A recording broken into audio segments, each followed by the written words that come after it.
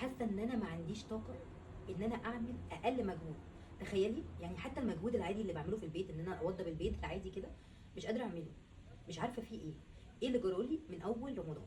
اتفاجئت لما سمعتها من مروه اللي عندها على طول نشاط وحيويه جدا ان هي بتقولي حاجه زي كده.